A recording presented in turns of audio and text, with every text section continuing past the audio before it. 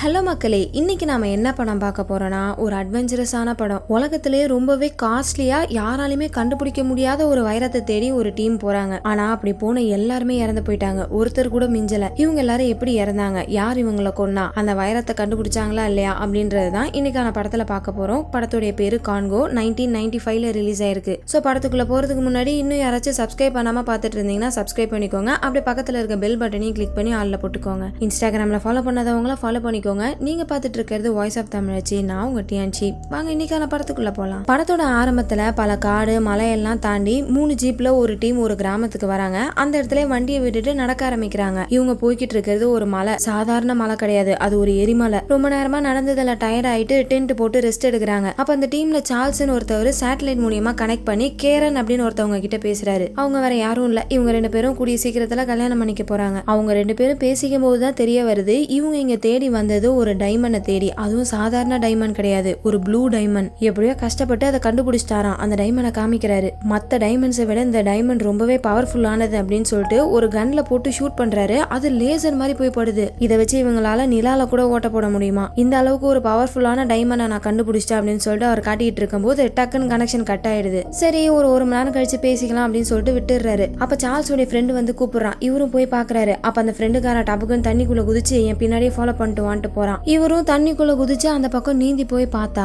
அந்த கரையில ஒரு மிகப்பெரிய காடு இருக்கு. இது வரைக்கும் யாருமே இதை கண்டுபிடிக்கல போல இருக்கு. அந்த இடம் வேற ரொம்ப பெருசா இருக்கா. சோ நம்ம தனியா தேட வேணாம், டீமை கூட்டு வந்துடலாம் அப்படின்னு சொல்லிட்டு சார்ல்ஸ் சொல்றாரு. உடனே அந்த ஃப்ரெண்டுக்காரனும் ஓகே மச்சான் வெயிட் பண்ணு, நான் போய் என்னோட பேக் எடுத்துட்டு வந்துடுறேன் அப்படின்னு சொல்லிட்டு அந்த இடத்துக்குள்ள போறான். இவரு அப்படியே சாக்லேட் சாப்பிட்டுட்டு உட்கார்ந்து இருக்காரு. ஆனா போனவன் ரொம்ப நேரம் ஆயும் திரும்பி வரவே இல்லை. என்ன ஆச்சு, இவன் உள்ளே தூங்கிட்டானா என்ன அப்படின்னு சொல்லிட்டு இவர் யோசிச்சுட்டு இருக்கும் போது டக்குன்னு இவர் மேல ஏதோ ஒண்ணு வந்து விழுது. உள்ள போனவன் தான் கல்ல தூக்கி போடுறான் போல இருக்கு அப்படின்னு சொல்லிட்டு விழுந்ததை எடுத்து பார்த்தா அது கல்லு கிடையாது, அந்த ஃப்ரெண்டுக்காரனுடைய கண்ணு. அவ்வளவுதான். அதை பார்த்து அப்படியே ஒரு பீதியில திரும்புறாரு. பின்னாடி எதையோ ஒன்ன பார்த்து பயங்கரமா அலறாரு. அப்படியே அந்த சீனை கட் பண்ணி இந்த பக்கம் கேரனை காமிக்கிறாங்க. ஒரு மணி நேரம் கழிச்சு அவங்க சேட்டலைட் மூலியமா கனெக்ட் பண்ணி பார்த்தா அந்த இடத்துல ரெஸ்பான்ஸ் பண்றதுக்கு சார்ல்ஸ் இல்ல. என்னாச்சுன்னு தெரியலன்னு சொல்லிட்டு கேமராவை ஆக்சஸ் பண்ணி பாக்குறாங்க. அப்படியே ஒரு ரொட்டேஷன் அடிக்கும் போதுதான் தெரியுது அந்த டீம்ல இருக்க எல்லாருமே அங்க கொடூரமா செத்து கிடக்குறாங்க. அப்படி இப்படிமா ஏதோ ஒரு உருவம் பாஸ் ஆகிட்டு இருக்கு. இவங்க அந்த உருவத்தை எப்படியாச்சும் பாத்துடலாமான்னு பார்த்தா முடியல. அது வேகமா அப்படி இப்படியும் போய்கிட்டு இருக்கா. அப்படி போயிட்டு இருந்த உருவம் டக்குன்னு அந்த கேமராவை உடச்சு போட்டுருது. அவ்வளவுதான். இதுக்கப்புறம் அங்க என்ன நடக்குதுன்னு இவங்களால பார்க்க முடியாது, சிக்னல் கட் ஆயிடுச்சு. அந்த பக்கம் கேரனோட பாஸை காமிக்கிறாங்க. இவரு டிராவிஸ் காம் அப்படின்ற ஒரு கம்பெனியை நடத்துறாரு. அந்த கம்பெனியோட சிஇஓ. அது மட்டும் கிடையாது, சார்ல்ஸோடைய அப்பாவும் கூட.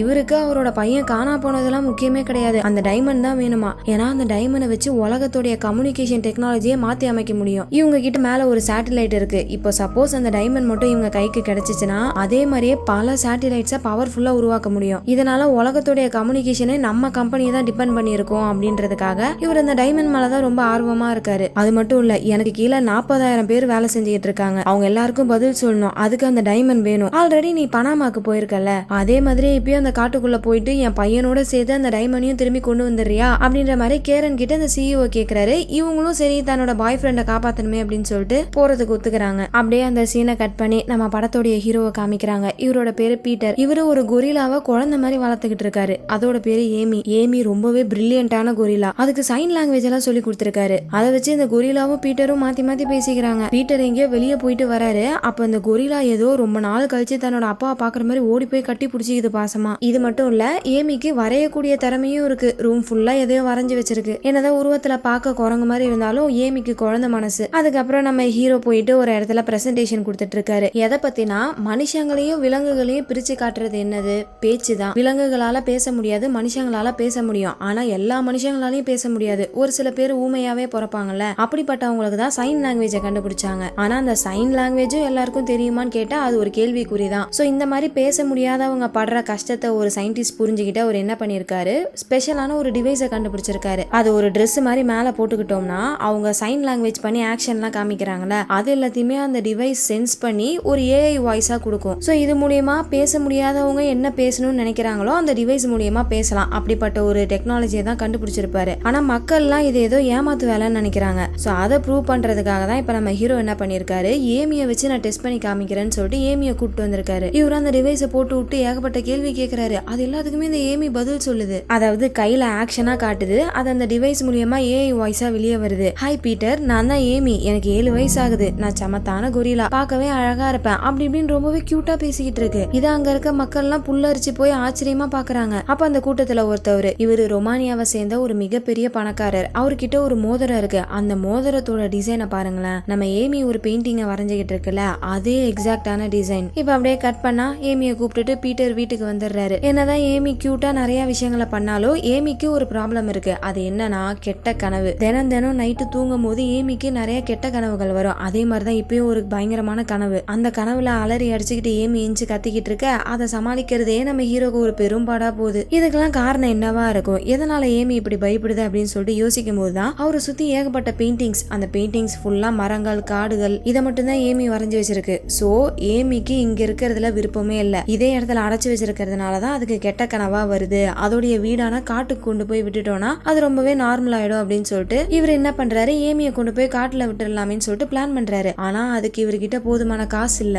அப்பதான் அந்த இடத்துக்கு அந்த ரொமானியா பணக்காரர் வராரு. அவர் என்ன சொல்றாருன்னா, ஏமி எனக்கு ரொம்பவே பிடிச்சிருக்கு, சோ ஏமிக்காக நான் பணம் செலவு பண்றதுக்கு தயாரா இருக்கேன் அப்படின்னு சொல்லிட்டு ஏமியை கொண்டு போய் விடுறதுக்கான செலவு எல்லாத்தையுமே இவரே பாத்துக்கிறேன்றாரு. அவ்வளவுதான், இதுக்கு மேல நம்ம ஹீரோக்கு என்ன வேணும்? எல்லாத்தையும் பேக் பண்ணிட்டு கிளம்புறாரு. பிளேன்ல எல்லாத்தையுமே ஏத்திக்கிட்டு இருக்காங்க. ஆனா ஏத்தின வேகத்திலேயே நம்ம ஹீரோவோட பொருள் எல்லாத்தையுமே இறக்குறாங்க. என்னன்னு கேட்டா, அந்த பணக்காரர் கொடுத்த காசுக்கு இவ்வளவு பொருள் மட்டும் தான் ஏத்த முடியுமா, மீதி பொருள் எல்லாம் ஏத்துறதுக்கு இடம் இல்ல, அதுக்கு எக்ஸ்ட்ரா ஃபியூவல் செலவாகும், சோ அதுக்கான காசு நீங்க கொடுக்கல அப்படின்னு சொல்லிட்டு எல்லா பொருளையும் இறக்கிட்டு இருக்காங்க. இப்ப ஹீரோக்கு என்ன பண்றதுன்னு தெரியல. கொஞ்சம் பொருளை வச்சு அவ்வளவு தூரம் போக முடியாது. அப்பதான் அந்த இடத்துக்கு வராங்க நம்ம கேரன். ஆக்சுவலா அவங்க பாய் ஃப்ரெண்டை தேடி போகணும்னு நினைச்சிட்டு இருந்தாங்களே, அந்த காட்டுல கொண்டு போய் தான் நம்ம ஏமியை விடுறதா பிளான் போல இருக்கு. சோ கேரன் வந்துட்டு என்ன சொல்றாங்கன்னா, போறதுக்கான மீதி காசை நான் தரேன், நானும் உங்க கூட வரேன்றாங்க. ஆனா ஹீரோக்கு இதுல சுத்தமா விருப்பம் இல்ல. என்ன ஆளாளுக்கு வந்து பிச்சை போடுற மாதிரி காசு தரேன்றீங்க, மீதி காசு தானே என்னால கொடுக்க முடியும், இந்தாப்பா தம்பி எவ்வளவுப்பா வேணும், ஃபியூவலுக்கு எவ்வளவு செலவாகும் அப்படின்னு கேட்டா அவன் சொல்றான் 47 லட்சம் ஆகும்ன்றான். அவ்வளவு காசுக்கு நம்ம ஹீரோ எங்க போவாரு? ஆத்தாடி ஆத்தா, இவ்வளவு காசா? என் வாழ்க்கை ஃபுல்லா நான் வேலை செஞ்சு சேர்த்து வச்சாலும் இவ்வளவு காசு வராது போல இருக்கே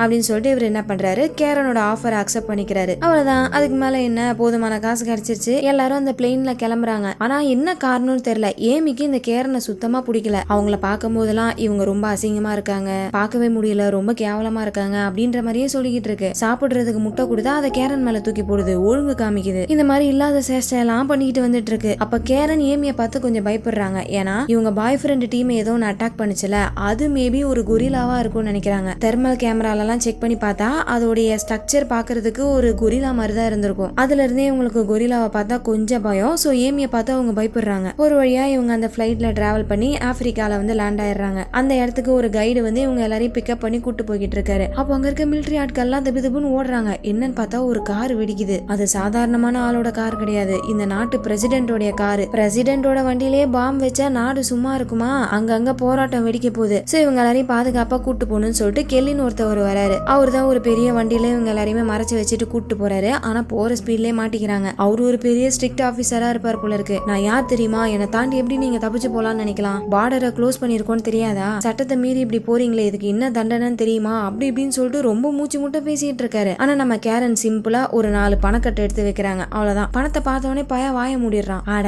பாவி, நீ பேசின பேச்சுக்கு இவங்க எல்லாரும் அவ்வளவுதான் அப்படின்னு நினைச்சா பணத்தை பார்த்ததும் பல்ல காட்டுறியடா அப்படின்ற மாதிரிதான் இருக்கும். அடுத்து இவங்க பொருள் எல்லாத்தையும் இன்னொரு பிளேன்ல ஏத்திக்கிட்டு இருக்காங்க. அப்ப இந்த பணக்காரரை பத்தி கெல்லி ஒரு விஷயத்த சொல்றாரு. என்னன்னா, இந்த பணக்காரர் ஏமிக்காக எல்லாம் இவங்க கூட சேர்ந்து வரல, அவருக்குமே ஒரு ஆதாயம் இருக்கு. என்னன்னா 5 வருஷத்துக்கு முன்னாடி இவர் ஒரு டீம் கூட தொலைஞ்சு போன சிட்டியை தேடி போயிருந்திருப்பாரு. பல நாட்களா தேடி அந்த சிட்டியை கண்டுபிடிக்க முடியல, 3 பேர் இறந்ததுதான் மிச்சம். சோ இதனால மக்கள் எல்லாருமே இது ஒரு கட்டுக்கதை, தொலைஞ்சு போன நகரம்னு ஒண்ணு இல்லவே இல்லைன்ற மாதிரி சொல்லி இருந்திருப்பாங்க. ஆனா இவருக்கு மட்டும் ஒரு நம்பிக்கை, கண்டிப்பா அந்த மாதிரி ஒரு சிட்டி இருக்கு, என்னைக்காச்சும் ஒரு நாள் நான் அதை கண்டிப்பா கண்டுபிடிப்பேன் அப்படின்ற மாதிரி நினைச்சிட்டு இருந்திருப்பாரு. சோ அந்த சிட்டியை கண்டுபிடிக்கிறதுக்காக தான் இப்ப இவங்க கூட வந்திருக்காரு. ஆக மொத்தம் 3 பேரும் வேற வேற வேலைக்காக வந்திருக்காங்க. நம்ம ஹீரோ ஏமியை காட்டுக்குள்ள விடுறதுக்காக வந்திருக்காரு. கேரன் அவங்களோட பாய் ஃப்ரெண்டை கண்டுபிடிக்கிறதுக்காக வந்திருக்காங்க. இந்த பணக்காரர் தொலைஞ்சு போன சிட்டியை கண்டுபிடிக்கிறதுக்காக வந்திருக்காரு. இந்த மாதிரி வேற வேற இன்டென்ஷனை சேர்ந்து எல்லாருமே ஒரு குரூப்பா அந்த காட்டை நோக்கி போறாங்க. எல்லாத்தையுமே பேக் பண்ணிட்டு பிளேன்ல கிளம்பி போய்கிட்டு இருக்காங்க. அப்படி போகும்போது யாரோ ஒருத்தவங்க இந்த பிளேனை ராக்கெட்டால அட்டாக் பண்றாங்க. ஏன்னா நடக்கிற போர்ல பார்டரை க்ளோஸ் பண்ணி வச்சிருக்காங்கல்ல, சோ இந்த மாதிரிலாம் கிராஸ் பண்ணி போறது சட்டப்படி தப்பு. அதனாலதான் எதிரி நாட்டுக்காரங்க ஷூட் பண்றாங்க. அப்ப கேரனும் கெல்லியும் என்ன பண்றாங்க, வர ராக்கெட்ஸ் எல்லாத்தையுமே அங்க இருக்க பிளார் கன்னை வச்சு சமாளிச்சிட்டு இருக்காங்க. ஆனா இப்படியே ரொம்ப நேரம் தாக்கு பிடிக்க முடியாது. சோ எல்லாருமே பாராசூட்ல கீழே குதிச்சுட்டு இருக்காங்க. அதை பார்த்த ஹீரோ, ஐயோ என்னால முடியாதுப்பா, எனக்கு ஹைட்னா பயம், நான் வரல அப்படின்னு உட்கார்ந்து இருக்காரு. சரிப்பா வரலன்னா இங்கேயே உட்காந்துரு, பிளேனை ஓட்டிட்டு நீயே பத்திரமா வந்து சேரு அப்படின்னு சொல்றாங்க. என்னன்ட்டு பார்த்தா ஃபர்ஸ்ட் குதிச்சதே இந்த பிளேனை ஓட்டிக்கிட்டு இருந்த பைலட் புல்லட்ஸ் தான் போல இருக்கு. ஆனா பாவிங்களா அப்படின்னு சொல்லிட்டு நம்ம ஹீரோவும் ஒரு பேராஷூட்டை மாட்டிக்கிட்டு கீழே குதிக்கிறாரு. நல்ல வேளை எல்லாருமே சேஃபா லேண்ட் ஆயிடுறாங்க. இவங்க கீழே குதிக்கிறதுக்கும் கரெக்டா அந்த ராக்கெட் போயிட்டு பிளேன் அட்டாக் பண்றதுக்கும் கரெக்டா இருக்கு. இவங்க வந்த பிளேன் அங்க வெடிச்சு சதறுது. ஏமிக்கு ஒரே குஷி, ஐயா நான் காட்டுக்கு வந்துட்டேன்னு சொல்லிட்டு அங்க இருக்க எறும்பு பச்சை வந்து எல்லாத்தையுமே ஆச்சரியமா பாத்துட்டு இருக்கு. அப்புறம் நம்ம ஹீரோ கூட ஓடி பிடிச்சி விளையாண்டுட்டு இருக்கு. இந்த கேப்ல கேரன் என்ன பண்றாங்க, நம்ம ஹெட் கிட்ட ஒரு வார்த்தை சொல்லிடலாமேன்னு சொல்லிட்டு சேட்டலைட் மூலியமா கனெக்ட் பண்ணி பேசிட்டு இருக்காங்க. சோ ஓரளவுக்கு அங்க அட்டாக் பண்ணது என்னன்னு கண்டுபிடிச்சிட்டாங்க. அது பாக்குறதுக்கு 99% கொரில்லா மாதிரி தான் இருக்கு. ஆனா அது யூசுவலான கொரில்லா மாதிரி இல்ல, பார்க்கவே கொஞ்சம் விகாரமா கொடூரமா இருக்கு. எப்படி கொரில்லாஸ்லாம் இந்த மாதிரி மனுஷங்களை அட்டாக் பண்ணும் சாவர அளவுக்கு அப்படின்ற மாதிரி இவங்க பேசிட்டு இருக்கும் போது இந்த பக்கம் நம்ம ஹீரோவும் ஏமியும் விளையாண்டுட்டு இருந்தாங்களே, தெரியாம வந்து அந்த ஆண்டனா வெடிச்சிடுறாங்க. அவ்வளவுதான், அந்த ஆண்டனா கீழே விழுந்து சுக்குநூறா உடஞ்சு போயிடுச்சு. இதுக்கப்புறம் இவங்களால ஹெட் கிட்ட பேச முடியாது. அப்படியே அது எல்லாத்தையும் ஓரம் கட்டி வச்சுட்டு நைட்டு தூங்குறாங்க. விடிஞ்சதும் நம்ம ஹீரோ லபோதிபோன்னு கத்தின்னு ஓடி வராரு. என்னடா என்ன பேண்ட்டுக்குள்ள கருப்பாம்பூச்சி போயிடுச்சான்னு கேட்டா, படக்கூடாத இடத்துல ஒரு அட்டைப்பூச்சி ஒட்டிக்கிச்சுமா, அது எப்படி எடுக்கிறதுன்னு தெரியலமா அப்படின்னு சொல்லிட்டு இவரு காய்ச்சி மூச்சுன்னு கத்திக்கிட்டு இருக்க அங்க இருக்க எல்லாரும் சிரிக்க ஆரம்பிச்சிடுறாங்க. அப்புறம் நம்ம கெல்லி தான் அவர் புடிச்சிட்டு இருக்க சிகரெட்டை கொடுத்து இந்தா புடி, இதை வச்சு அதை மேல சூடு வை, தானா விழுந்துரும் அப்படின்னு சொல்லிட்டு அனுப்பி வைக்கிறாரு. ஒரே அசிங்கமா போயிடுது. சே, ஒரு பொண்ணு முன்னாடி எப்படிலாம் அசிங்கப்பட வேண்டியதா இருக்குடா அப்படின்னு சொல்லிட்டு அந்த சிகரெட்டை வாங்கிட்டு போய் அட்டைப்பூச்சை வெளியே எடுத்துட்டு இந்த பக்கம் திரும்பினா மூஞ்சி எது பவுடர் எதுன்னு தெரியாத அளவுக்கு மூஞ்சி ஃபுல்லா பவுடரை கொட்டிட்டு ஒரு 2 பேர் நின்று இவங்களையே அப்படியே குறுகுறுன்னு பாத்துட்டு இருக்காங்க. யாரா இவங்கன்னு கேட்டா மிசுமு அப்படின்னு ஒரு கோஸ்ட் ட்ரைபை சேர்ந்தவங்களாம். ஆல்ரெடி கெல்லிக்கு இவங்களை தெரியும் போல இருக்கு. அவங்க 2 பேரும் வந்து கெல்லி கிட்ட பேசுறாங்க. அவங்க பேசுற மொழி நம்ம கெல்லிக்கு புரியுது, மத்த யாருக்குமே புரியல. அப்ப அந்த 2 காட்டுவாசிகளும் மண்ணுல வரையறாங்க. என்னன்னு பார்த்தா அது ஒரு சிம்பிள். ஒரு வெள்ளக்காரங்க செத்து போய் கிடக்குறான், அவனோட டிஷர்ட்ல இந்த சிம்பிள் இருந்துச்சு அப்படின்னு சொல்லிட்டு மண்ணுல வரையறாங்க. ஆக்சுவலா இது நம்ம கேரன் வேலை பார்த்துட்டு இருக்க அந்த டிராவி கம்பெனி இருக்குல்ல, அந்த கம்பெனியோட லோகோ. சோ ஒரு வேலை அது சார்ல்ஸா இருக்குமோன்னு சொல்லிட்டு இவங்க ஓடி போய் பாக்குறாங்க. அப்போ அங்க ஃபுல்லா காட்டுவாசிங்க தான் பேய் பிடிச்ச மாதிரி ஆடிக்கிட்டு இருக்காங்க. என்னன்னு கேட்டா ரிச்சுவலாம். இப்ப அங்க ஒருத்தர் செத்து போய் கிடக்குறாருல, அவரோட ஆவி உடம்பு விட்டு போயிடுச்சு. சோ அந்த ஆவி திரும்ப அந்த உடம்புல வந்து சேர்றதுக்காக ஒரு ரிச்சுவல் மாதிரி பண்ணிட்டு இருக்காங்க. லைட்டா இந்த பாடியை நவுத்துனால அந்த ஆன்மாக்கு பாடியை கண்டுபிடிக்க முடியாதான். சோ எந்த இடத்துல அந்த பாடி கிடந்துச்சோ அந்த இடத்துல வச்சு இவங்க சடங்கெல்லாம் பண்ணிட்டு இருக்காங்க. பார்த்தா அந்த ஆள் இன்னும் உயிரோட தான் இருக்கான். மயக்கமாய் இருந்திருப்பான் போல இருக்கு. கேரன் ஓடி வந்து பாக்குறாங்க. பார்த்தா நல்ல வேலை அது சார்ல்ஸ் கிடையாது. சார்ல்ஸோட டீம்ல இருந்த வேற ஒருத்தவன். அவனை பிடிச்சி உலுக்கி கேட்டுக்கிட்டு இருக்காங்க. சார்ல்ஸுக்கு என்னாச்சு, எல்லாருக்கும் என்னாச்சு, யாரு உங்களை அட்டாக் பண்ணா அப்படின்ற மாதிரி கேட்டுட்டு இருக்கும் போது அங்க ஏமி வருது. ஏமிய பார்த்தோன்னே அவன் பயப்படுறான் பாருங்க. அவ்வளவுதான், அந்த பயத்திலே கத்திக்கிட்டு அந்த பையன் விழுந்து செத்து போயிடுறான். விசாரிக்கணும்னு நினைச்ச ஒருத்தவனும் விசா வாங்கிட்டு போயிட்டான். இதுக்கப்புறம் என்ன பண்றது, மறுபடியும் உங்களோட பயணத்தை ஆரம்பிக்கிறாங்க. ஃபர்ஸ்ட் வான்வெளி பயணம், அப்புறம் நடைப்பயணம், இப்ப கடல் பயணம். எல்லாரும் போட்ல போய்கிட்டு இருக்காங்க. அப்பதான் அந்த பணக்காரர் சொல்றாரு, நான் தேடிட்டு இருக்க சிட்டில வெறும் சிட்டி மட்டும் கிடையாது, அந்த இடத்துல ஒரு டைமண்ட் இருக்கு. அந்த டைமண்ட் மட்டும் கிடைச்சதுன்னா நம்ம எல்லாருமே பணக்காரங்களாயிடலாம் தெரியுமா. அந்த இடத்துக்கு கூட்டு போக போறதே நம்ம ஏமி தான் அப்படின்ற மாதிரி சொல்றாரு. அது எப்படிரா, ஏமிக்கு எப்படி வழி தெரியும் அப்படின்னு பார்த்தா, ஏமி ஒரு டிராயிங் வரையுதுல, அது வந்து ஒரு கண்ணு மாதிரி இருக்கு. சோ அதே கண்ணு தான் இந்த ஆள் வச்சிருக்க அந்த மோதிரத்திலயும் இருந்திருக்கும். இதே கண்ணு தான் அந்த தொலைஞ்சு போன சிட்டில இருக்கும். ஏதோ ஒரு பழங்காலத்து புக்ல பாத்துருப்பாரு போல இருக்கு. சோ ஏமி அந்த டிராயிங்க வரையுதுன்னா கண்டிப்பா ஏமி அந்த சிட்டியை பார்த்துருக்கும். அதனால ஏமி தான் நம்மள அங்க கூட்டு போக போகுது அப்படின்னு சொல்லிட்டு இந்த பையன் ஒரு பக்கம் புலம்பிக்கிட்டு இருக்கும் போது அந்த பக்கம் கேரன் டென்ஷன் ஆகுறாங்க. ஏன்னு பார்த்தா இவங்க ஒரு வழியில போய்கிட்டு இருக்காங்கல்ல, அந்த வழியோட லாட்டிடியூட் லாங்கிடியூட் சிக்னல்லாம் கட் ஆயிடுச்சு. சோ இதுக்கப்புறம் இவங்களுக்கு எங்க போறதுன்னு தெரியல. அப்படியே குத்து மதிப்பா ஒரு இடத்த நோக்கி போய்கிட்டு இருக்காங்க. அந்த சமயம் தண்ணிக்குள்ள ஏதோ நவுற மாதிரி இருக்கு. அப்படியே ஸ்லோவா சேஃப்டிக்கு கன் எடுக்கிறாங்க. அப்ப சடனா தண்ணிக்குள்ள இருந்து அட்டாக் பண்ணுது பாருங்க. என்னன்னு பார்த்தா அது ஒரு நீர் யானை. அதோட வாயில மட்டும் மாட்டினாங்கன்னா அவ்வளவுதான், தர்பூசணி பழம் மாதிரி நசுக்கி போட்டுரும். எல்லாரும் கண்ணை வச்சு ஷூட் பண்றாங்க. அப்பயும் அதுக்கு ஒண்ணுமே ஆகல. அப்புறமா எப்படியோ அவங்க கிட்ட இருக்க புகை எல்லாத்தையுமே போட்டு அந்த நீர் யானைய பயமுறுத்தி துரத்தி விட்டுறாங்க. இவங்க எல்லாரும் சேஃபா கரைக்கு வந்துடுறாங்க. அப்படி கரைக்கு வந்ததோ வானத்தை பார்த்தா அங்க இருந்து ஒரு பிளைட் வந்து கிராஷ் ஆகுது. யாரு என்னன்னு தெரியல. அப்படியே அந்த இடத்துல தூங்குறாங்க. அடுத்த நாள் விடிஞ்சதும் மறுபடியும் அவங்களோட பயணத்தை ஆரம்பிக்கிறாங்க. ரொம்ப நேரமா நடந்து ஒரு இடத்துல களைப்பாகி ரெஸ்ட் எடுத்துட்டு இருக்காங்க. அப்போ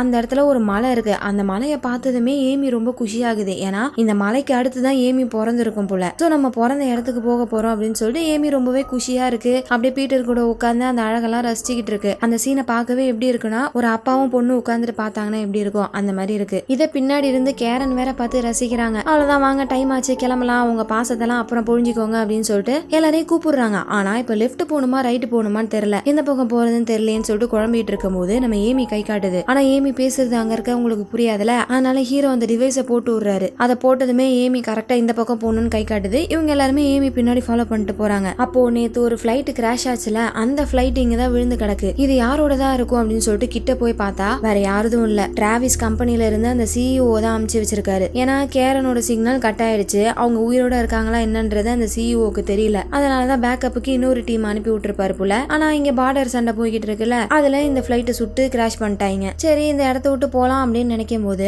அந்த இடத்துல ஒரு பெரிய கொரிலா, அதோட முதுகுல மட்டும் கிரே கலர்ல இருக்கும். இது ஒரு வகையான கொரிலா கூட்டங்கள். அதுல ஒரு கொரிலா வருது. பின்னாடி திரும்பி பார்த்தா ஹீரோவை தவிர எல்லாருமே மறைஞ்சுக்கிட்டாங்க. ஹீரோ மட்டும் தான் நின்னுகிட்டு இருக்காரு. இந்த கொரிலா அப்படியே கிட்ட வருது. அதோட கண்ணை மட்டும் பாத்துட்டாருன்னா அவ்வளவுதான், ஆல் க்ளோஸ். அதனால அப்படியே தலையை கீழே குனிஞ்சுக்கிட்டு அதோட கண்ணை பார்க்காம அவாய்ட் பண்ணிட்டு இருக்காரு. இந்த கொரிலாவும் கிட்ட வந்து பயங்கரமா பயமுறுத்தி பாக்குது. ஹீரோவால எந்த ஒரு ஆபத்தும் இல்லைன்னு தெரிய வந்தோடனே அந்த கொரிலா அங்க இருந்து போயிடுது. அப்படி போகும்போது ஏமி முன்னாடி வருது. ஆக்சுவலா ஏமி அந்த கொரிலா கிட்ட பேச ட்ரை பண்ணுது. நார்மலா குரங்கு பாஷையில பேசாம நம்ம ஹீரோ சொல்லி கொடுத்த சைன் லாங்குவேஜ்ல பேசுதா. இது காட்டுக்குள்ள இருக்க கொரிலாக்கெல்லாம் தெரியுமா? பாவம் ஏதோ மூல வளர்ச்சி இல்லாத குரங்கு புள்ள இருக்கு அப்படின்னு சொல்லிட்டு அந்த கொரிலா தன்னோட குடும்பத்தை கூட்டிட்டு போயிடுது. ஏமி பாவம் அப்படியே மூஞ்ச சோகமா வச்சுக்கிட்டு உட்கார்ந்துக்குது. அப்ப நம்ம ஹீரோ தான் வந்து சமாதானப்படுத்துறாரு. ஹே ஏமி, இன்னும் இதுக்கே சோர்ந்து போயிட்ட, இப்பதானே வந்திருக்க, கண்டிப்பா உங்களுக்கு உன்னை பிடிக்கும், உன்னை ஏத்துப்பாங்க அப்படின்ற மாதிரி இவரை சமாதானப்படுத்தி ஏமியை கூட்டு போக அப்படியே நடக்க ஆரம்பிக்கிறாங்க. கொஞ்சம் தூரத்துல பார்த்தா ஸ்டார்டிங்ல நம்ம சார்ல்ஸோட டீம் ஒரு இடத்துல ஆல்ட் போட்டிருப்பாங்கல்ல, அங்க வந்துட்டாங்க. ஆனா அந்த இடத்துல சார்ல்ஸ் வச்சிருந்த எந்த ஒரு எக்யூப்மெண்ட்ஸையும் காணோம், பாடியையும் காணோம். இதை பார்த்த கேரன் குழம்பி போறாங்க. ஏன்னா அவங்க கடைசியா பார்க்கும்போது எல்லாமே இந்த இடத்துலதான் விழுந்திருக்கும். இப்ப எப்படி எல்லாமே மாயமா மறைஞ்சு போச்சு அப்படின்னு சொல்லி இவங்க பாத்துட்டு இருக்கும் போது அந்த இடத்துல ஒரு சின்னதா வழி போகுது. அங்க இருக்க இலையெல்லாம் அப்படியே வெட்டிக்கிட்டே போய் பார்த்தா அந்த இடத்துல ஒரு மிகப்பெரிய இடம், அதாவது ஒரு சிட்டி. இந்த சிட்டி வேற எதுவும் இல்ல, இந்த பணக்காரன் தேடிக்கிட்டு இருந்தான்ல அந்த சிட்டி தான், the last city of ginger. இந்த சிட்டியோட பேரு தான் ஜிஞ்சி புள்ள இருக்கு. அவ்வளவுதான். இந்த இடத்த பார்த்ததும் அந்த பணக்காரன் குஷி ஆவறான் பாருங்க. நான் சொன்னேன்ல, நீங்க யாராச்சும் நம்புனீங்களா? இப்ப பாருங்க அந்த சிட்டி இருக்கு, இப்பயாச்சும் நான் சொல்றத நம்புறீங்களா அப்படின்னு சொல்லிட்டு இவன் ஒரு பக்கம் சந்தோஷத்துல கத்திக்கிட்டு இருக்கான். எதை வச்சு இந்த பைய தொலைஞ்சு போன சிட்டி இதுதான் அப்படின்னு சொல்றான்னு பார்த்தா இந்த பயலுடைய ரிங்குல ஒரு டிசைன் இருந்திருக்கும், கண்ணு மாதிரி. அதே இதைதான் ஏமியும் டிராயிங்ல வரைஞ்சிருக்கும். இப்ப அதே கண்ணு தான் இங்க இருக்க ஒரு பெரிய சிலையில இருக்கு. அதை வச்சுதான் இந்த சிட்டியோட பேரு ஜிஞ்சின்னு சொல்றான். கொஞ்சம் கொஞ்சமா அந்த இடத்துக்குள்ள போறாங்க. உள்ள என்ன இருக்குன்னு தெரியல, சோ கொஞ்சம் பொறுமையா தான் எக்ஸ்ப்ளோர் பண்ணிக்கிட்டே போறாங்க பயத்தோட. இந்த சிட்டி எப்படி உருவாயிருக்குன்னு பார்த்தா சாலமன் அப்படின்னு ஒரு ராஜா, அவர் இந்த வழியா போகும்போது இந்த இடத்துல டைமண்டை கண்டுபிடிச்சிருக்காரு. அந்த டைமண்டை யாருமே திருடிட கூடாதுன்னு சொல்லிட்டு இந்த இடத்தை சுத்தி இவ்வளோ பெரிய சிட்டியை கட்டியிருக்காராம். அப்படிதான் இந்த சிட்டி உருவாச்சு அப்படின்ற மாதிரி இந்த பையன் சொல்லிக்கிட்டே போக அப்ப நம்ம சார்ல்ஸ் கடைசியா சாக்லேட் சாப்பிட்டுருப்பாருல, அந்த கவர் அங்க இருக்கு. அதை பார்த்துட்டு கேரன் பதறி அடிச்சுட்டு உள்ள போறாங்க. ஒருவேளை அவர் உள்ளதான் இருப்பாரோ அப்படின்னு சொல்லிட்டு கொஞ்சம் பேர் மட்டும் உள்ள போறாங்க. உள்ள போனா அங்க ஏகப்பட்ட கல்வெட்டுகளா இருக்கு. அது எல்லாத்தையும் பாத்துக்கிட்டே அப்படியே இன்னும் கொஞ்சம் உள்ள போறாங்க. ஒரு கட்டத்துல அதுக்கு மேல வழி இல்ல. இங்கேயும் சார்ல்ஸ் இல்லனா அப்ப அவன் எங்கதான் போயிருப்பான் அப்படின்னு சொல்லிட்டு யோசிச்சுட்டு இருக்கும் போது என்னை காப்பாத்துங்க என்னை காப்பாத்துங்கன்னு யாரோ கத்திக்கிட்டே ஓடி வராங்க. ஒருவேளை சார்ல்ஸா இருக்குமோன்னு சொல்லிட்டு திரும்பி பார்த்தா அது சார்ல்ஸ் கிடையாது, நம்ம ஹீரோ கூட வந்த ஹீரோவோட ஃப்ரெண்டு. உடம்பு ஃபுல்லா ரத்தத்தோட அப்படியே ரத்தத்தாலேயே நனைஞ்சு ஓடி வந்திருக்கான். அப்படி வந்தவன் அப்படியே மயங்கி அந்த இடத்துல செத்து போயிடுறான். இவனை இந்த அளவுக்கு என்னடா அடிச்சிச்சு, என்ன ஆச்சு இவனுக்கு அப்படின்னு பார்த்தா ஒரு கொடூரமான கிரே கலர் கொரிலா. அது பார்க்கவே ரொம்ப கோரமா இருக்கு. அதோடைய பல்லு மூஞ்சி எல்லாம் ரொம்ப விகாரமா இருக்கு. அதுதான் அட்டாக் பண்ணிருக்கும் போல இருக்கு. இவங்களையும் ஆக்ரோஷமா அட்டாக் பண்ண வருது. அப்ப இவங்க கிட்ட இருக்க கண்ணை வச்சு சுட்டு எப்படியோ அந்த கொரிலாவை பயன்படுத்தி அனுப்பிடுறாங்க. வெளியே வந்து பார்த்தா ஆல்ரெடி 2 பேரை கொண்டுட்டு தான் அந்த கொரிலா உள்ள வந்திருக்கு. இவங்களுக்கு ஒரு சந்தேகம் என்னன்னா, கொரிலாஸ் எல்லாம் இந்த அளவுக்கு ஆக்ரோஷமா நடந்துக்காது, அதுவும் ஒரு மனுஷனை கொல்ற அளவுக்கு அதுக்கு அவ்வளவு கோவம் எல்லாம் வராது.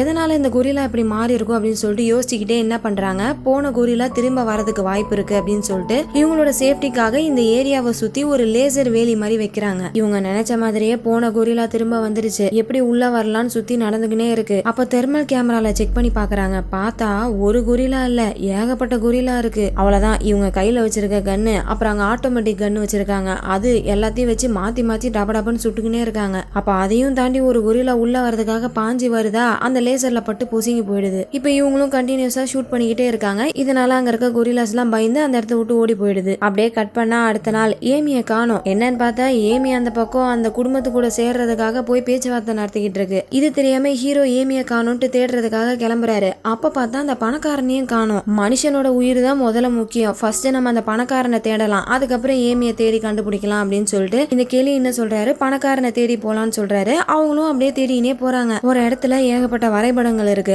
அந்த வரைபடத்துல பார்த்தா இந்த கொரிலாஸ் எப்படி உருவாச்சுன்ற உண்மை தெரிய வருது. அதாவது இந்த கொரிலாஸ் எல்லாம் தானே உருவாகல, மனுஷங்களால இப்படிதான் வயலண்டா இருக்கணும்னு வளர்க்கப்பட்டது. அதாவது இவ்வளவு பெரிய சிட்டி இருக்கு, இந்த சிட்டிக்கு ஒரு காவல் வேணும்ல, அதுக்காக காவல் நாய் மாதிரி இந்த கொரிலாஸை இப்படி வயலண்டா வளர்த்திருக்காங்க போல. அப்புறம் நாளடைவுல வளர்த்தவங்களே அந்த கொரிலாஸ் எல்லாம் கொண்டுருச்சுங்க. இப்படிதான் இந்த சிட்டி அழிஞ்சிருந்திருக்கு. இந்த மாதிரி இங்க நடந்த உண்மைகள் எல்லாத்தையும் அங்க இருக்க வரைபடத்துல பாத்துட்டு இருக்கும் போது டக்குன்னு அந்த இடமே ஷேக் ஆகுது. என்னன்னா, இது சாதாரண மலை கிடையாதுல, இது ஒரு எரிமலை. அதனால அப்பப்ப இந்த மாதிரிதான் ஆடும். ஆனா இந்த வாட்டி கொஞ்சம் ஓவரா ஷேக் ஆனதுல அந்த இடத்த உடச்சுக்கிட்டு எல்லாரும் கீழே விழுந்துடுறாங்க. அப்பதான் பார்த்தா இந்த பணக்காரன் எங்கேயோ இருந்து ஓடி வரான். அந்த டைமண்டை தேடி போயிருந்திருப்பான் போல இருக்கு. எங்க தேடியும் அந்த டைமண்ட் கிடைக்கல. சோ ஃபர்ஸ்ட் வாங்க நம்ம இந்த இடத்த விட்டு தப்பிச்சு போலாம் அப்படின்னு சொல்லிட்டு எல்லாருமே அங்க இருக்க ஒரு வழியா போய்கிட்டு இருக்காங்க. அப்ப பார்த்தா இந்த பையன் ரொம்ப வருஷமா தேடிக்கிட்டு இருக்க டைமண்ட் அங்கதான் இருக்கு. ஒரு வழியா 5 வருஷம் கழிச்சு இப்ப அந்த டைமண்டை கண்டுபிடிச்சிட்டான். அல்றாம் பாருங்க, கையே பத்தல, இருக்கிற டைமண்ட் ஃபுல்லா கையில அள்ளிக்கிட்டு இந்த பக்கம் திரும்பினா கொரிலா, ஒரு கொரிலா கிடையாது, ஏகப்பட்ட கொரிலாக்கள் வந்து நிக்குது. அதுங்களோட வேலையே இந்த டைமண்ட்ஸை பாதுகாக்கிறது தான். இப்ப இந்த பையன் கையில இவ்வளவு டைமண்ட் வச்சிருக்கானா, அவ்வளவுதான். அதை பார்த்தது இதுங்களுக்கு வருது பாருங்க வெறி. அப்படியே அந்த பயலை இழுத்து கீழே போட்டு தலைய நசுக்கி சாவடிச்சிருதுங்க. இதை பார்த்த ஹீரோயின் அங்க இருந்து வெளியே தப்பிச்சு போலான்ட்டு போறாங்க. ஒரே ஒரு வழிதான் இருக்கு. அந்த வழியில ஒரு மிகப்பெரிய டைமண்ட், அதாவது இங்க செதறி இருக்கிறதெல்லாம் குட்டி குட்டி டைமண்ட், அங்க பார்த்தா ஒரு பெரிய சைஸ் டைமண்ட் இருக்கு. இதை பாதுகாக்கிறதுக்கு தான் அந்த ராஜா இவ்வளவு பெரிய சிட்டியை கட்டி வச்சிருந்திருப்பாரு புள்ள. இப்ப அதை பார்த்துக்கிட்டே இன்னும் கொஞ்சம் உள்ள போக அந்த இடத்துல ஒரு பாடி, அது வேற யாரும் இல்ல, சார்ல்ஸோடைய பாடி. ஆல்ரெடி செத்துட்டான் போல இருக்கு. அவனோட கையில அந்த டைமண்ட் இருக்கு. சும்மாவே இந்த இடத்துக்கு வந்தா இந்த கொரிலா எல்லாம் கொல்லும். இந்த டைமண்ட் எடுத்தா அவ்வளவுதான், கருணையே காட்டாம கொலை பண்ணிடும். அந்த மாதிரிதான் சார்ல்ஸ் அவங்க கூட வந்த எல்லாருமே இந்த கொரிலா சாவடிச்சிருச்சிங்க. அண்ட் இதுக்கு மேல இந்த இடத்துல வலியும் கிடையாது, முட்டு சந்தா இருக்கு. போச்சு அவ்வளவுதான், வசமா மாட்டிக்கிட்டோன்னு சொல்லிட்டு வெளியே வந்து பார்த்தா அங்க கொரிலா கூட பெரிய போரே போய்கிட்டு இருக்கு. கூட வந்து எல்லாருமே செத்துடுறாங்க. இப்போதைக்கு உயிரோட இருக்கிறது கேரன், கெல்லி, ஹீரோ, இவங்க மட்டும்தான் உயிரோட இருக்காங்க. இவங்க கிட்ட இருக்க புல்லட்ஸும் கொஞ்சம் கொஞ்சமா காலி ஆகிட்டு இருக்கு. இருந்தாலும் பரவாயில்ல, எப்படியாச்சும் சமாளிச்சு நம்ம வெளியே எஸ்கேப் ஆகி போயிடலாம் நினைச்சிட்டு இருக்கும் போது ஹீரோ அந்த கொரிலாஸ் கிட்ட மாட்டிக்கிறாரு. அப்படியே அலைக்கா ஹீரோவை புடிச்சு இழுத்து போட்டு அவரை கொதறி போடலான்னு சொல்லிட்டு எல்லாம் சுத்தி நின்னுகிட்டு இருக்குங்க. அப்ப அந்த இடத்துக்கு மாசா நம்ம ஏமி வருது. அந்த டிவைஸை போட்டு வந்து ஒரு கத்துது பாருங்க. இந்த கொரிலாஸ் எல்லாம் லைட்டா பயந்துருதுங்க. ஏமி ஓடி வந்து ஹீரோவை கட்டி பிடிச்சிக்குது. அம்மா அம்மா அப்படின்னு சொல்லிட்டு கட்டி பிடிச்சினே உட்காந்து இருக்கு. மத்த கொரிலாஸ் எல்லாம் அதை அப்படியே பாத்துக்கினே இருக்குங்க. அப்ப கேரன் என்ன பண்றாங்க, சார்ல்ஸ் கிட்ட அந்த டைமண்டை வச்ச லேசர் கன் இருந்திருக்கும்ல, அதை எடுத்துட்டு வந்து சுடுறாங்க. அவ்வளவுதான், அங்க இருக்க கொரிலாஸ் எல்லாம் பாதியா கட்டாயி விழுந்துகிட்டு இருக்கு. அது மட்டும் இல்ல, இது ஒரு எரிமலை இல்ல, சோ அந்த எரிமலை வேற வெடிச்சு உள்ள ஃபுல்லா நெருப்பு குழம்பு ஊத்திக்கிட்டு இருக்கு. எல்லா கொரிலாஸும் பொசுங்கி போதுங்க. இப்ப இவங்களும் இங்க இருந்து தப்பிச்சாகணும், இல்லனா சாம்பல் கூட மிஞ்சாது. தலை தெறிக்க ஓட ஆரம்பிக்கிறாங்க பாருங்க. கெல்லியும் கேரனும் அந்த பக்கம் கிராஸ் பண்ணி போயிடுறாங்க. ஆனா ஏமியும் ஹீரோவும் போறதுக்குள்ள நடுவுல ஒரு பெரிய பள்ளம் உண்டாயிடுது. அவ்வளவுதான், போச்சு, இதுல இருந்து தப்பிக்க முடியாதா அப்படின்னு நினைச்சிட்டு இருக்கும் போது கேரன் என்ன பண்றாங்க, அந்த லேசர் கன்னை வச்சு ஒரு மரத்தை வெட்டுறாங்க. அதை ஒரு பாலமா யூஸ் பண்ணி அப்படியே கிராஸ் பண்ணி வந்துடுறாங்க. அந்த இடமே தரமட்டமாகுது. நெருப்பு குழம்பு எல்லாம் பட்டு அப்படி ஒரு சிட்டி இருந்த தடையுமே தெரியாம அழிஞ்சு போயிடுது. எப்படியோ இவங்க 4 பேர் மட்டும் அந்த இடத்த விட்டு தப்பிச்சு வந்துடுறாங்க. வந்ததுமே கேரன் என்ன பண்றாங்க, சார்லஸ் கிட்ட இருந்து ஆண்டனாவை கொண்டு வந்திருப்பாங்க. அது மூலியமா சார்லஸோட அப்பாவுக்கு கனெக்ட் பண்ணி பேசினா